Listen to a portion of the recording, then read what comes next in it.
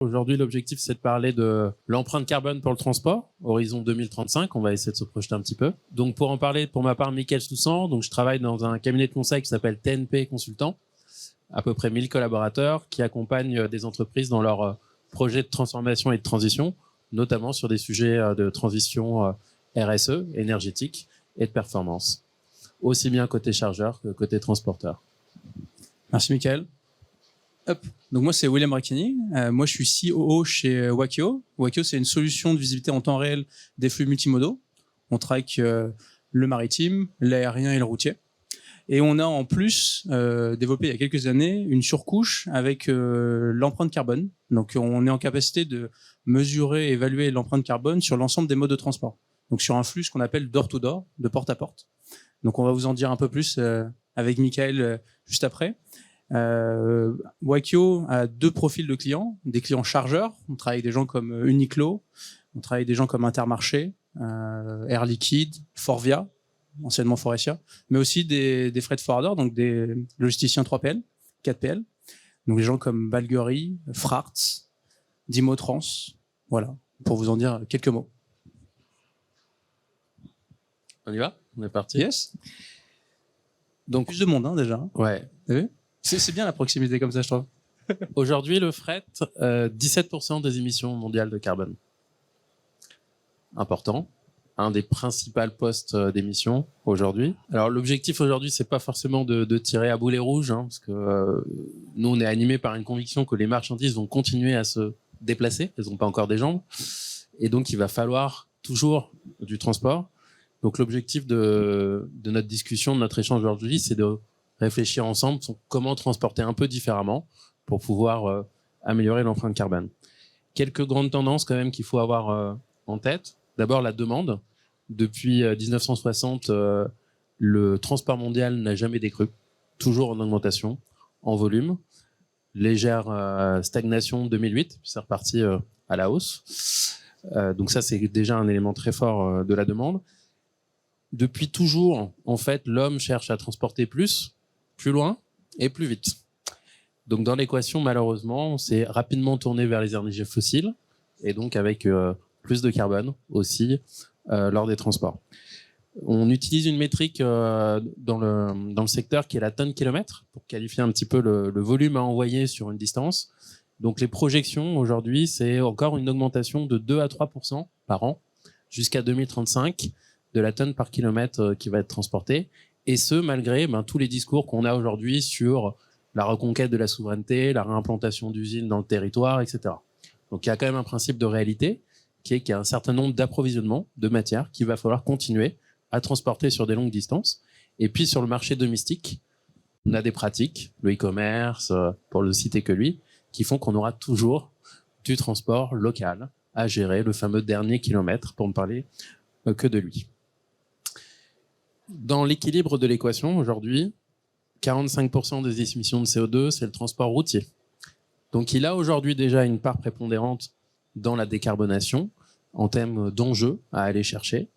En volume, sur le marché mondial, le routier, c'est seulement 15% du trafic, alors que le maritime, lui, représente 70% du trafic, mais naturellement, déjà un peu moins intense en carbone que le routier. Donc il y a un vrai challenge, un vrai enjeu sur le routier.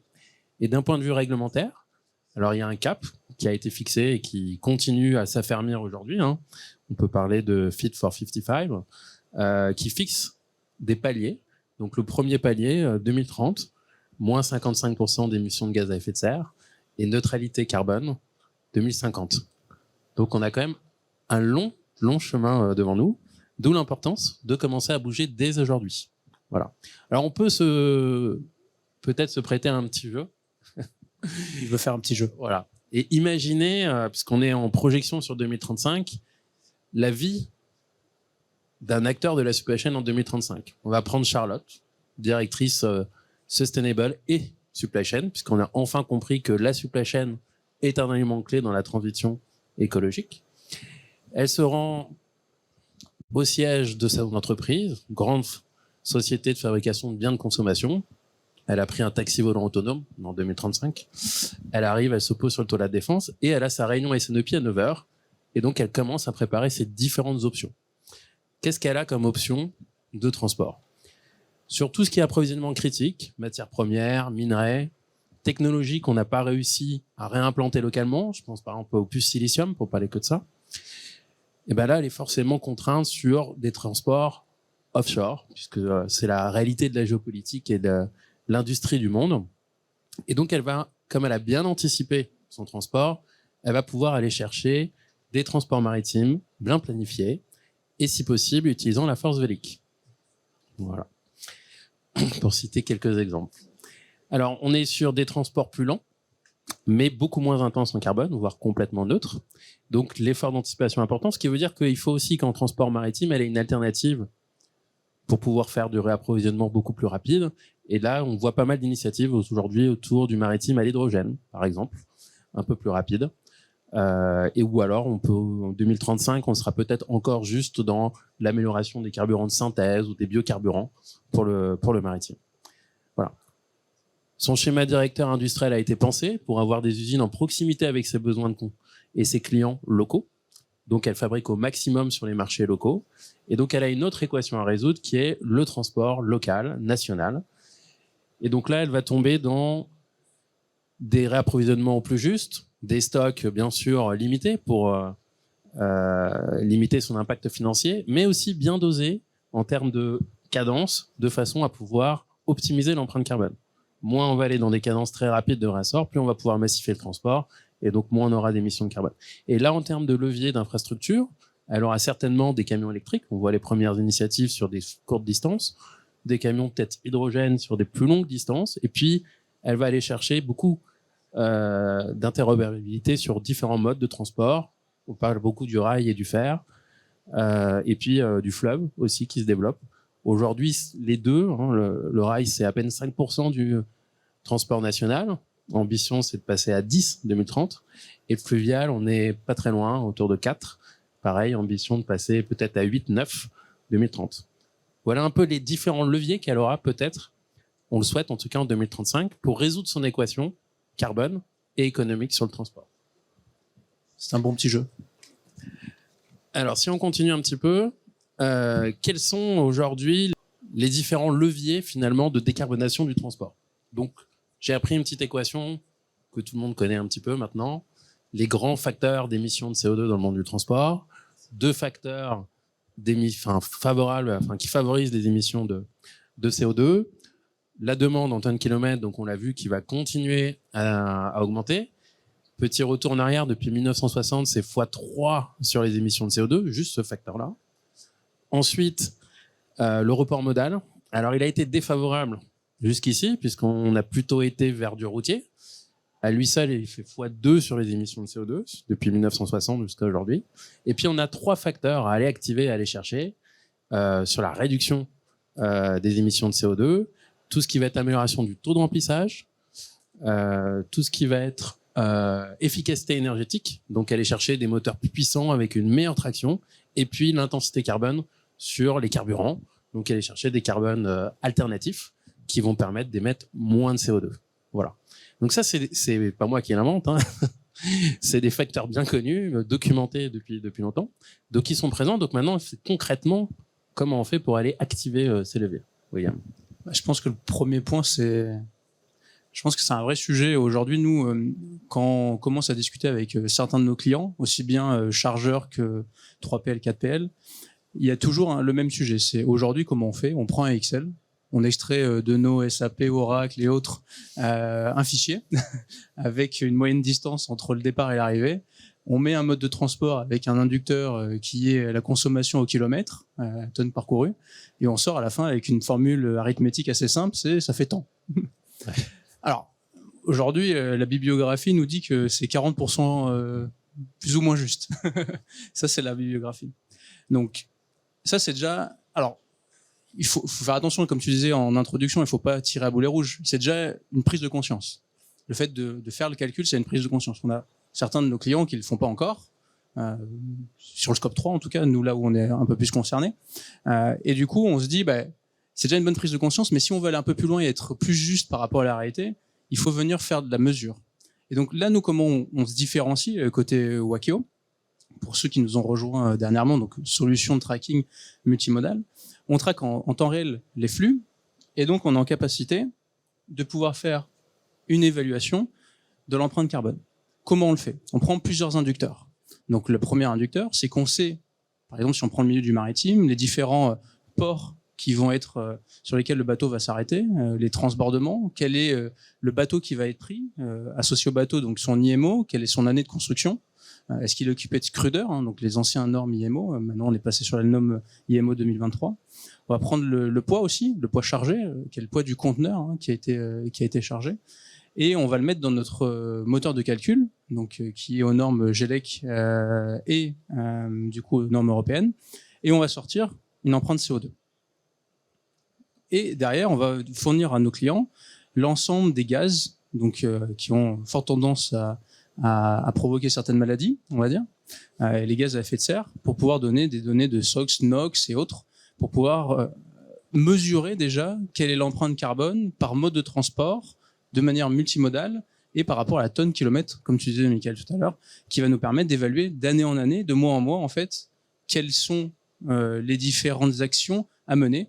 On va aller voir après, il y en a d'autres. La mesure, c'est déjà une première action, c'est la prise de conscience. Après, on verra le report modal, on verra la réduction de la vitesse et autres, comme tu le disais.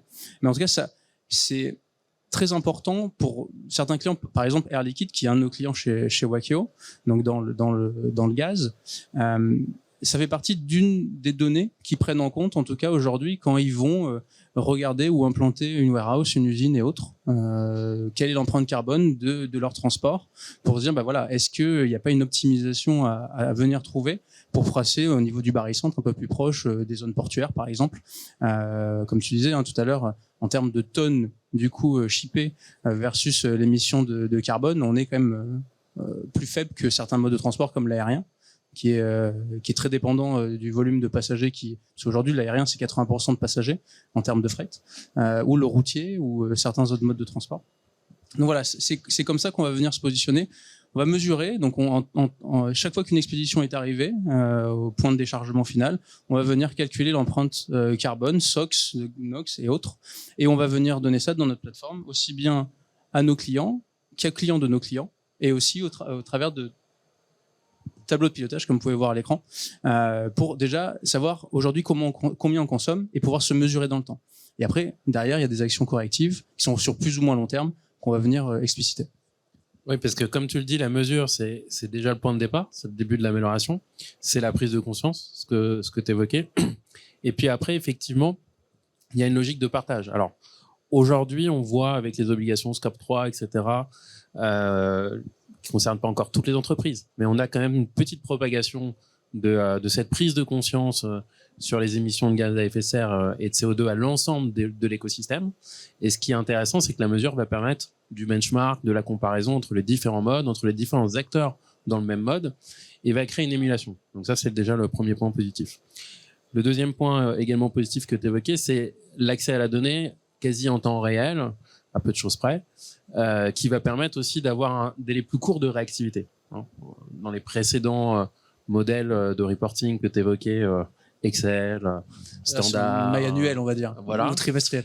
on est beaucoup dans le rétroviseur, on regarde ce qui s'est passé et du coup on perd un petit peu de vue les leviers actionnables et le moment de la décision pour pouvoir actionner. Alors on peut jouer sur les tendances long terme, basculer de façon durable des flux aériens vers du maritime, restructurer un petit peu sa supply chain, mais on perd en réactivité sur des décisions plus courtes de réapprovisionnement, de reroutage de produits pendant le transport. Ça, c'est des tendances qu'on voit beaucoup aussi se développer et qui vont permettre d'améliorer l'efficacité carbone. On a beaucoup de clients, par exemple, sur les transports maritimes, qui utilisent le temps du transport pour vraiment repenser pendant que le bateau avance et en temps réel, en fonction de l'ajustement climatique, météo qu'on peut avoir sur le trajet, où ils vont shipper les différents produits au niveau national. Donc ça permet aussi d'amener le bon produit au bon endroit et donc in fine de moins transporter, parce que finalement la meilleure économie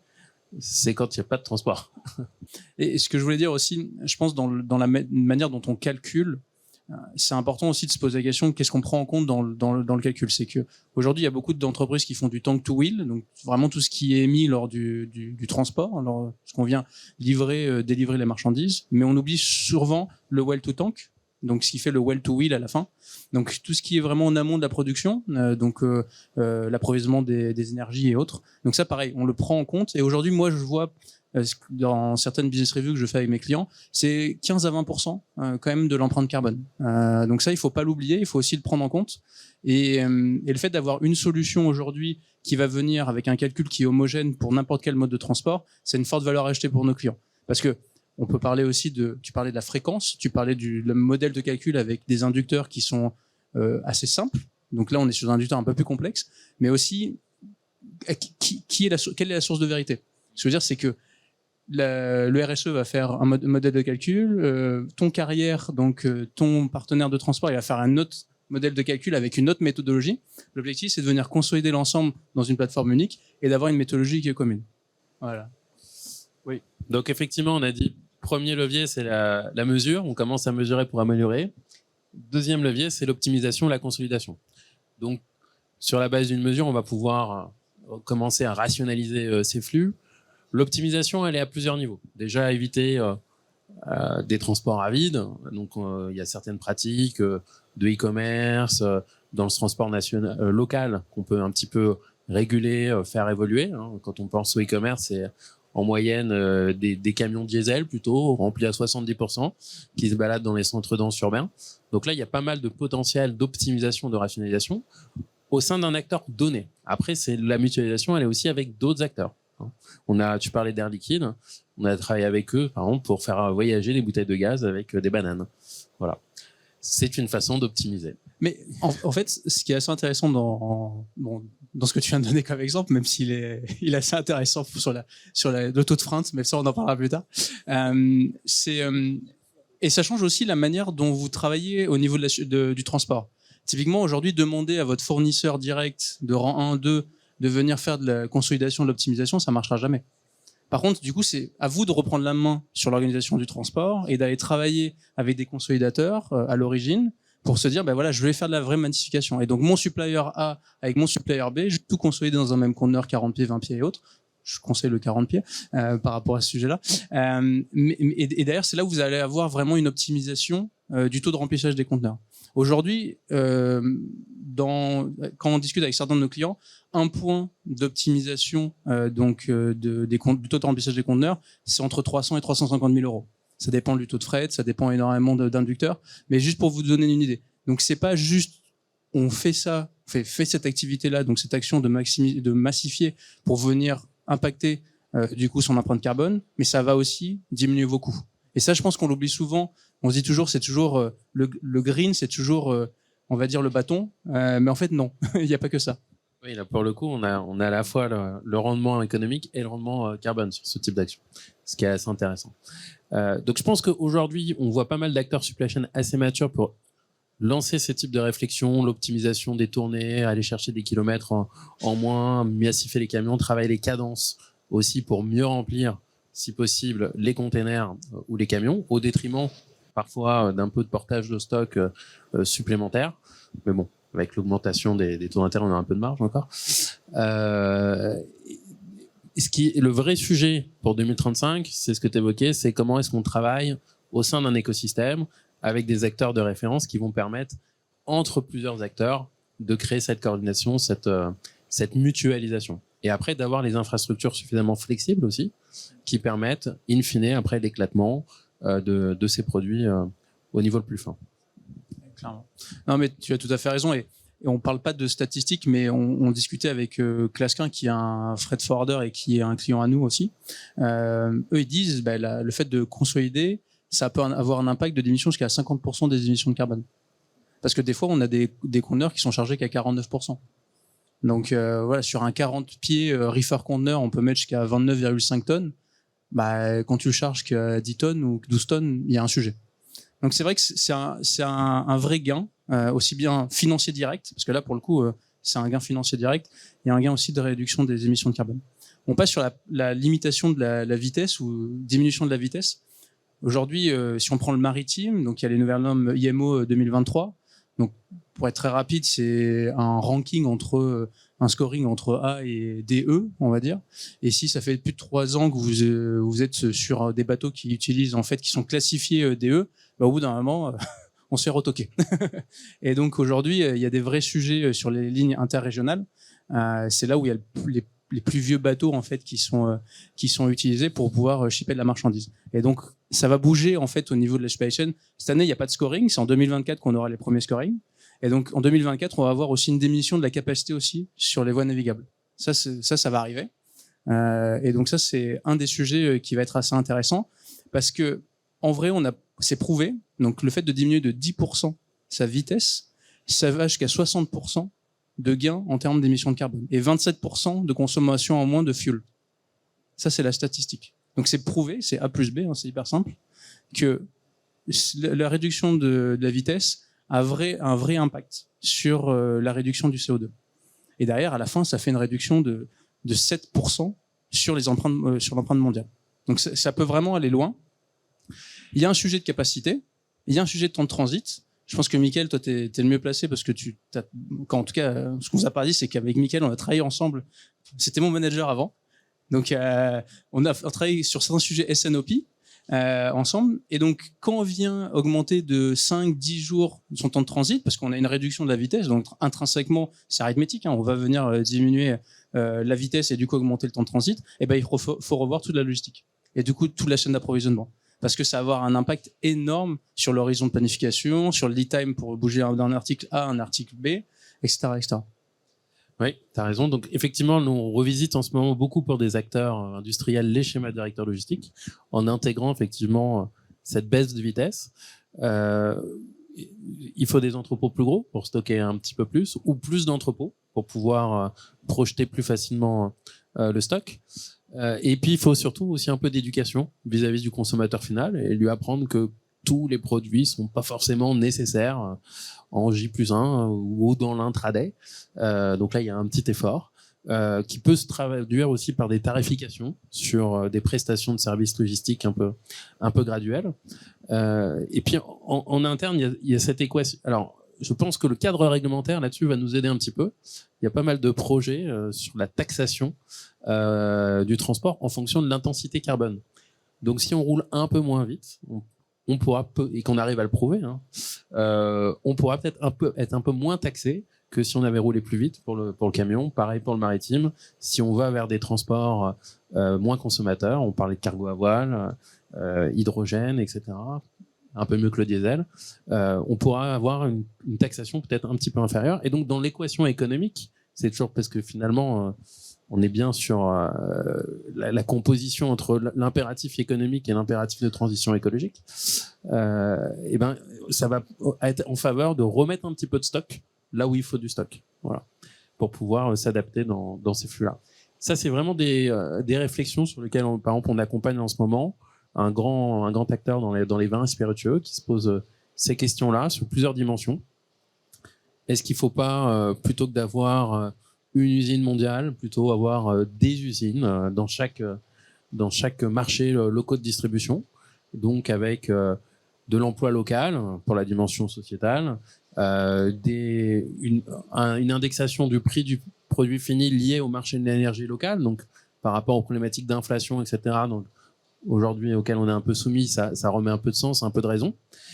Et puis ça permet aussi de revisiter un petit peu ce qu'on transporte et comment on le transporte. Donc pourquoi transporter dans le cas des spiritueux un produit fini avec du verre, du carton et de l'emballage, alors qu'on pourrait transporter juste la liqueur et puis l'embouteiller en local. Voilà. Donc là, il y a vraiment des réflexions industrielles, même un peu plus loin que le schéma directeur logistique, qui revisitent un petit peu toute cette équation et qui vont aller dans le sens de la massification et de l'augmentation du taux de remplissage.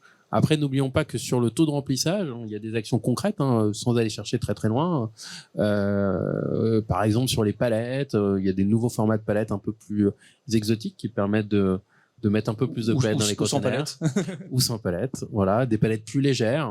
Il y a les palettes en carton qui se développent beaucoup, plus légères que les palettes en bois.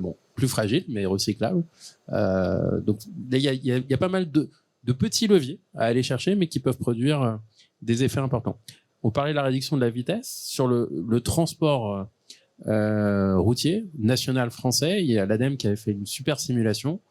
En réduisant la vitesse de façon raisonnable sur le transport routier, on peut aller chercher 7% d'économie sur les émissions de CO2. Donc c'est pas un petit levier. Après, il faut que tout le monde joue le jeu et que ça devienne une nouvelle norme. Après, en tant que chargeur, on a bon la main, hein, bien entendu. Donc c'est la prise de conscience au niveau des transporteurs, le fait de mettre aussi un cadre dans les contrats d'achat. Je pense qu'il y a pas mal de sujets comme ça qui vont commencer à émerger. Et c'est un peu le dernier point, c'est conduire le changement. C'est se dire comment on y arrive. Et derrière, il faut changer les mentalités. On a évoqué la mesure, on a évoqué la massification qui est un quick wins rapide, on va dire. Moi, j'estime que la réduction de la vitesse, les chargeurs n'ont un peu moins la main, leurs transporteurs beaucoup plus. Mais derrière, à la fin, on peut arriver quand même à trouver quelques axes. Mais ça a un vrai impact sur le reste, en fait, en amont et en aval de la logistique, en fait. Oui, le sujet d'accompagnement à la conduite du changement, il est sur l'ensemble des acteurs de la chaîne. C'est ça qui est assez systémique dans l'approche finalement. À la fois, si on parle du transport routier, tous les gestes d'éco-conduite qui vont permettre de moins consommer. C'est des petits gestes, mais ça permet déjà de gagner un petit peu.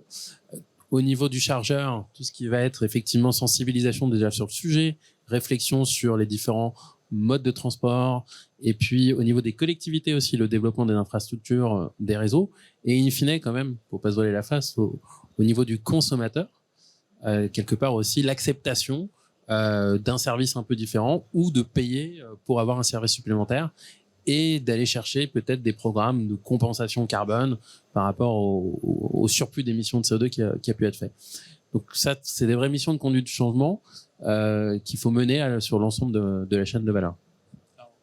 Là, on était sur des actions à très court terme, on va dire. Là, on est sur des actions beaucoup plus long-termistes. On va parler du report modal, on va parler de les annulations de rupture, de la simulation. Alors là, on est vraiment... On revient sur le petit exemple de 2035 avec Charlotte qui arrive au bureau. Tu vas l'aimer, Charlotte. C'était Charlotte, hein, c'est ça? Ouais, c'est ça. Donc, déjà, le report modal. Donc, qu'est-ce que ça veut dire le report modal? Donc, le report modal, c'est de se dire, voilà, moi, je transporte de la marchandise par camion. En fait, je vais faire de la barge, je vais aller faire du rail, je vais changer en tout cas la dynamique dans laquelle je suis. Alors, il y a beaucoup... Ça induit énormément de changements d'un point de vue structurel, parce que déjà, comme tu disais, il faut aussi avoir la possibilité d'avoir la capacité de pouvoir transporter sur de la barge et la barge puisse accueillir ce report de capacité aussi.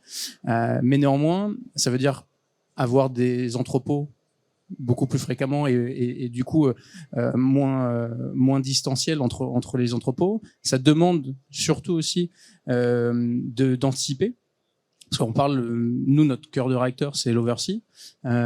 Aujourd'hui, quand on fournit de la visibilité à un client et qu'on lui dit à plus de 10 jours ou 15 jours en avance que en fait le standard pour faire un Chine-Europe, il a changé, c'est plus 35 jours, mais c'est plus 47 jours. Déjà, il le subit pas ce retard-là, et donc il n'est pas en train de se dire je vais être obligé de payer du last minute shipment qui va me coûter X et du coup qui va dégrader aussi mon empreinte carbone, parce que tu l'as dit un peu tout à l'heure, c'est faible tonnage transporté mais grosse émission de carbone pour le coup.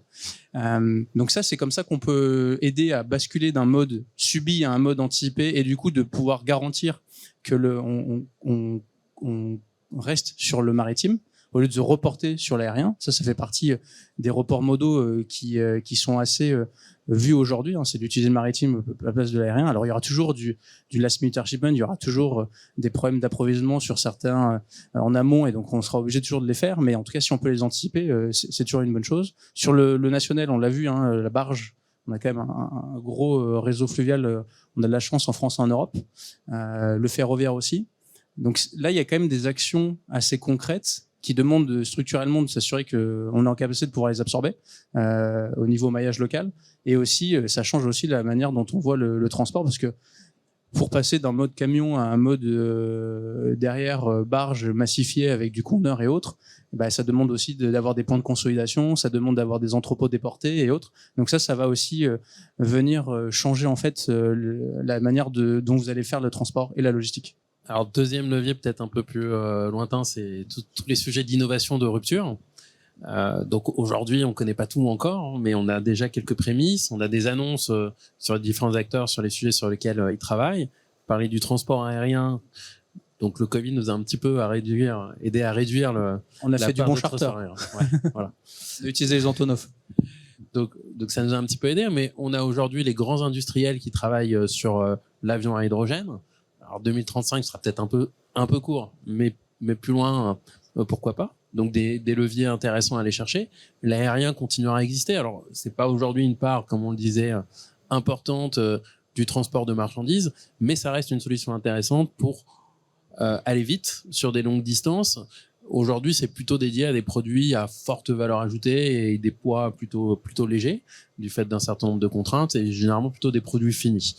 Mais donc ça aussi dans l'équation avec la réimplantation, la réindustrialisation dans les proximités des centres de consommation, on peut se poser la question de l'avenir de l'aérien en termes de part de marché. En tout cas, il y aura des solutions décarbonées, les industriels travaillent dessus. Le ferroviaire, c'est un des gros axes de transformation aujourd'hui. Alors, on a déjà en France la chance d'avoir des trains électriques avec une faible émission de carbone. Il y a encore des sujets d'infrastructure pour aller chercher la reconversion sur des lignes qui tournent encore en diesel. Il y a des sujets d'intermodalité avec la route à aller chercher. Et puis, il y a des innovations digitales aussi pour augmenter le nombre de sillons commercialisables sur une ligne. La SNCF, là-dessus, a un plan pour faire passer de 11 à 18 trains le nombre de trains qui passent sur une ligne. Donc, on voit qu'il y a un potentiel énorme qui va permettre plus de flexibilité, peut-être d'aller activer plus facilement ce mode-là. Le fluvial, donc tu parlais des barges. Une barge, ça peut être 100 camions, donc c'est pas neutre. On a de plus en plus de barges qui aujourd'hui travaillent sur des approches, par exemple pour Arianespace, tout ce qui est composants qui rentrent dans le dernier lanceur. Il y a beaucoup de personnalisation sur les barges pour pouvoir prendre une charge embarquée lourde, personnaliser, minimiser l'effort de manutention, mais ce qui pose après des sujets sur les infrastructures de déchargement et de rechargement de ces produits-là. Et on revient sur le sujet du schéma directeur. Les autres innovations de rupture, sur le routier, on a parlé de l'essor de l'électrique, de l'hydrogène, et après, plus loin encore dans les infrastructures, on parle de l'autoroute électrique, qui pourrait être une solution, puisque pour le transport, pour un camion passer en électrique, il y a un tout petit inconvénient, c'est qu'il y a une batterie, et la batterie enlève du poids et de la charge utile pour le camion. Donc, travailler sur des camions qui restent avec des batteries plus faibles, mais qui peuvent être chargées sur l'infrastructure routière, ce qu'on appelle l'autoroute électrique. Il y a des projets qui sont dans le tuyau qui verront le jour, certainement, peut-être 2035. On aura les chantiers, on n'aura pas encore le résultat, mais voilà, il y a pas mal d'axes de travail sur ces sujets-là. Et qui vont donner encore plus de levier à Charlotte, notre fameuse directrice supply chain et sustainability, puisque j'insiste, elle fera les deux. Je crois que Charlotte aussi, quand elle se connecte à son PC, elle peut simuler son empreinte carbone. C'est ça, non, ce qu'on se disait? C'est ça. Exactement. Donc, en gros, je vais faire le mot de la fin et partir sur cette ouverture-là. Donc, on a vu la mesure, on a vu quelques actions à très court terme, donc de venir consolider, grouper les marchandises dans des unités du coup de conditionnement et de manutention. On a vu aussi le fait de réduire la vitesse, qui est plutôt dans la main du transporteur plus que dans la main du chargeur, bien entendu. On a vu la conduite du changement, le fait de prendre connaissance. Mickaël, tu as évoqué pas mal de pistes. C'est le slow delivery, entre guillemets, se dire est-ce que la personne qui est consommatrice, elle a besoin d'avoir la marchandise demain à J+1 ou à J+6, J+7. Donc c'est vrai qu'aujourd'hui, quand on commande chez certains e-commerçants, c'est instinctif. On a toujours à J+1, J+4, mais potentiellement, tu n'en as pas besoin tout de suite. Donc, il y a ces sujets-là que tu es venu évoquer. On a évoqué le report modal. Moi, j'y crois, mais c'est très long terme, obligatoirement, pour faire, du coup, déporter quand même d'une consommation pure route qui est beaucoup plus flexible, hein, avec des axes routiers qui desservent les warehouses et autres, et du coup d'aller dans les ports qui ont peut-être pas capacité aussi à accueillir 100 camions en même temps, pour le coup, de la rupture, hein, par exemple de transporter des marchandises avec la voile, donc ça on voit des choses émerger. Mais simulé, maintenant c'est le dernier, c'est la simulation. Donc nous côté Wakeo, comment on se positionne? Donc ça c'est vraiment ce qu'on veut faire sur fin d'année, début d'année prochaine, c'est de pouvoir dire voilà, je voudrais expédier la marchandise d'un point A à un point B. Quel est mon temps de transit? Quelle est la fiabilité de ce temps de transit-là par rapport au service avec qui je vais opérer? Et pas que moi en tant que chargeur, mais aussi l'ensemble des clients de Wakeo de manière anonymisée. Voilà, j'ai un service avec APAC qui fait d'un point A à point B Hambourg vers Penang qui met 37 jours. Est-ce qu'il est fiable? J'ai un scoring. Hein. On vient noter en fait cette fiabilité de service en termes de lead time pour le coup. Et derrière, on va venir rajouter une note aussi en termes de sustainability, donc l'empreinte carbone de cette ligne-là. Parce qu'on le sait, pour Hambourg vers Penang, ça dépend le type d'IMO des bateaux qu'on prend, ça dépend les bateaux qu'on vient emprunter, ça dépend la typologie des transbordements qu'on va venir faire. Et ben, on n'a pas la même empreinte carbone. Et donc l'objectif, c'est de venir noter en fait d'un point de vue temps et d'un point de vue empreinte carbone l'ensemble des différents services pour pouvoir, au lieu de subir, se dire bah tiens, je vais pouvoir aussi agir et me dire bah cette ligne-là, elle est peut-être un peu plus longue, mais néanmoins en fait, elle a une empreinte carbone un peu plus faible par rapport à la ligne que j'utilise d'habitude. Et du coup, je vais pouvoir aussi changer un peu le paradigme et de se dire bah voilà. Et c'est à vendre aussi au directeur financier, c'est parce que ça vient augmenter les stocks, hein, comme tu disais obligatoirement, le niveau d'inventaire. C'est à vendre aussi directeur supply chain parce que derrière il y a des engagements de ce qu'on appelle OTIF, on time delivery is full. Donc voilà, ça va être un peu, je pense, un des sujets sur lesquels on va amener nos clients en tout cas. Du coup, dès la fin d'année, début d'année prochaine, pour avoir ce scoring-là et pour pouvoir agir en anticipation. Est-ce qu'il y a des questions du public? Alors on est beaucoup plus nombreux, mesdames, qu'au début. Hein, vous avez vu, hein, on a réussi avec 2-3 blagues à attirer du monde. Donc est-ce qu'il y a des questions de l'Assemblée? Ah oui. Ouais, j'ai une question à Michael. Vous avez évoqué tout à l'heure le reroutage des marchandises pendant le transit. Ça m'intéresserait de savoir concrètement ce qu'on peut faire réellement une fois qu'on est embarqué avec un conteneur en oversea sur l'océan et voilà, d'avoir en temps réel, bah, c'est ce que vous disiez, hein, d'avoir la mesure en temps réel fait qu'on va pouvoir prendre des décisions. Moi, je trouve que c'est formidable, mais à la fois, j'ai un peu de mal à voir ce qu'on peut faire. Non, effectivement, là, il y a des initiatives assez concrètes, à la fois sur le reroutage du port de destination. Alors ça, c'est des mesures assez radicales, mais qui peuvent aussi être intéressantes quand on a une vision sur la congestion dans le port et le délai de déchargement qui va être nécessaire. Donc, si on fait l'équation économique globale, on peut prendre des décisions un peu plus justes. Et après, moi, ce que j'avais surtout en tête, et les exemples que j'ai, c'est la réallocation du stock qui est dans le bateau, dans les entrepôts nationaux à l'arrivée. Donc ça, c'est assez intéressant parce que on peut avoir fait une commande, un approvisionnement global juste, par contre, qui s'appuie sur des remontées, des demandes précises, entrepôts, zone de chalandise par zone de chalandise, sur lequel il y a une erreur de forecasting. Donc là, on s'interdit pas, pendant le transit du bateau, de pouvoir réallouer ces commandes-là au plus juste en fonction de l'évolution de la commande. Donc ça, c'est assez intéressant, ça crée de la réactivité, on casse un peu toute la logique de réappro automatique sur stock de sécurité qui crée forcément de la marchandise. Les produits arrivent dans des entrepôts, certains sont surstockés, d'autres sont sous-stockés, et donc derrière, qu'est-ce qu'on fait? On fait des commandes de transfert inter-entrepôt et on redépense du carbone. Et pour le faire, il faut que tu aies de la visibilité. Donc il faut savoir quel est le prochain stop, quel est le prochain transbordement. Nous, Air Liquide utilise notre solution et ils expédient du coup de l'hydrogène du coup ils sont dans des isotanks. Et l'isotank en fait il est maintenu dans une chaîne du froid avec de l'azote liquide et il y a 40 jours à peu près de temps où on arrive à garder la pression en interne au niveau de l'hydrogène. Si on voit que le temps de transit augmente, au prochain port de transbordement, Air Liquide demande par rapport à la donnée que Wakeo lui indique en temps réel de venir décharger et venir plugger au niveau du port. du coup électrifier du coup l'isotank pour pouvoir recharger en électricité l'azote liquide pour pouvoir redescendre la pression. Donc ça, tu peux le faire que si tu as de la visibilité et savoir quels sont tes prochains stops dans ton plan de transport et du coup de pouvoir éviter de détruire de la marchandise inutilement. Et ça, c'est vraiment, je pense, un vrai enjeu. Et comme nous, on est connecté au système ERP, sans citer de nom, et ben, par rapport au temps de transit que tu as et par rapport à l'ETA que tu vas récupérer dans ton ERP, tu vas pouvoir, par rapport à ton Material Requirement Planning, ton ERP, savoir quel est ton stock ATP, Available to Promise.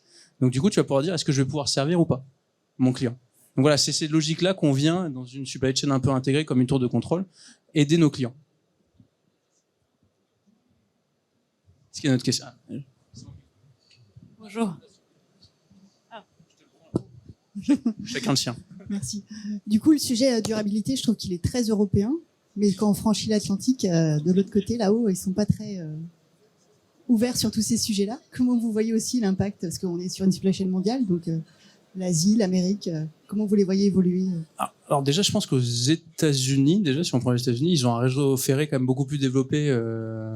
Quand même, c'est beaucoup plus utilisé que certains sujets en Europe, on va dire.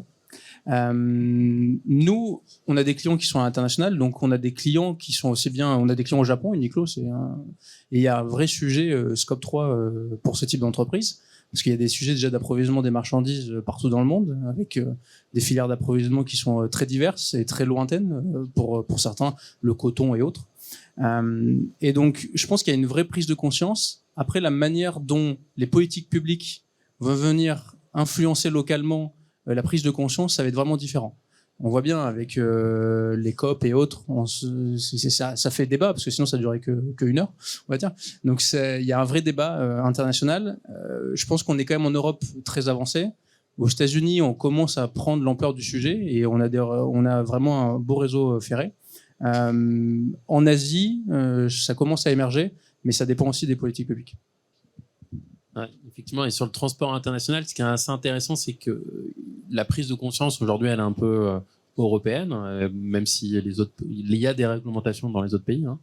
Et l'Europe fait des choix assez audacieux aussi de taxation bilatérale. Donc sur le transport international, on peut parler par exemple de l'ETS, tout ce qui est les systèmes de trading sur les émissions. Ça va concerner le transport international. Donc sur l'aérien, 2023, on va réduire de 4% par an le quota d'émissions autorisé. C'était 2% par an les années précédentes. L'arrêt des quotas gratuits. Donc ça va créer des taxes à l'entrée pour l'Europe. Ça, c'est assez intéressant.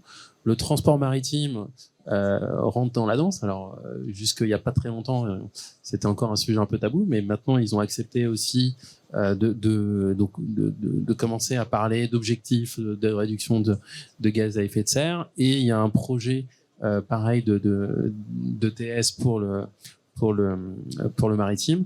Et le routier, on parle d'un système dédié pour 2026 qui va arriver. Alors là, par contre, on sera sur la zone Europe et effectivement, il y aura forcément une asymétrie avec ce qu'on peut connaître dans d'autres continents aujourd'hui. Après, ce qui est intéressant, c'est pas d'aller forcément mettre en concurrence des plaques continentales et des transports locaux, parce que finalement, ça reste à la main de la stratégie industrielle de chaque pays. C'est vraiment les échanges internationaux et essayer d'aller chercher la bilatéralité quand on peut, mais sinon de taxer à l'entrée pour rerouter la production industrielle sur le territoire quand on peut. Après, comme je le disais tout à l'heure, il y a un certain nombre de matières, on le sait.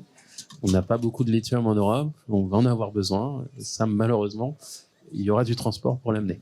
Et pour certaines innovations de rupture, tu en as vraiment besoin. Ouais. Après, si on regarde le transport international, 25% de transport international, c'est tout ce qui est en fait énergie. Donc c'est le transport du gaz, le transport du pétrole. Donc si on réduit nos propres besoins de consommation, on va mécaniquement aussi réduire notre dépendance au transport international sur ce type de produit. Oui, bonjour. Moi, j'ai une question sur l'impact important qu'a le groupage massification. Première question, alors peut-être plus orientée sur les flux B2C. Je ne parle pas des primes et consorts, voilà. Mais ne serait-ce que des flux transfrontaliers qui viennent de Chine et de partout.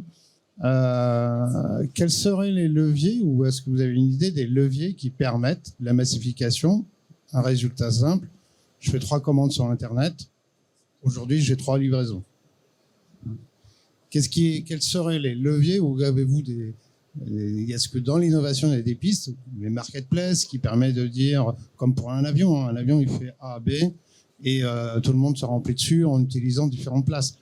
Demain, un livreur fait un quartier. Est-ce que demain, il y aura la possibilité de regrouper mes flux sur ce livreur-là? C'est ça la question. Parce qu'aujourd'hui, et là, l'impact CO2 est mesurable, tout est mesurable en conséquence. Non, c'est un bon point. Aujourd'hui, le monde du B2C est un peu pointé du doigt pour l'opacité de certains flux, de certaines prestations logistiques. On a été dans une conquête du e-commerce où il fallait déverrouiller un petit peu ce levier de la livraison. Et donc, on n'a pas cherché forcément à communiquer. Il y a de plus en plus de pression réglementaire pour le faire. Donc, on demande maintenant aux marketplaces, aux e-commerçants par exemple, de communiquer sur le taux de relivraison, sur le taux de livraison à vide, des choses comme ça. Donc forcément, ça va passer par un des leviers, c'est ce que vous évoquez, c'est un sujet de massification. Là-dessus, la collectivité peut jouer un rôle. Il y a pas mal d'initiatives pour créer des centres de mutualisation urbains, de façon à livrer sur un centre, et après, depuis ce centre, tout e-commerçant confondu, créer des tournées homogènes. Voilà. C'est un vrai changement de paradigme, un peu directif, parfois, on pourrait dire, mais qui va faire émerger un nouveau type d'acteurs. Et il y a aujourd'hui des acteurs, on peut citer La Poste, qui se positionnent clairement sur ce créneau-là, de valoriser tout leur patrimoine immobilier, d'entrepôts de proximité, de pics, PDP, etc., pour créer des circuits de livraison mutualisés, multi-commerçants. Donc ça, c'est hyper intéressant sur la logistique dernier kilomètre.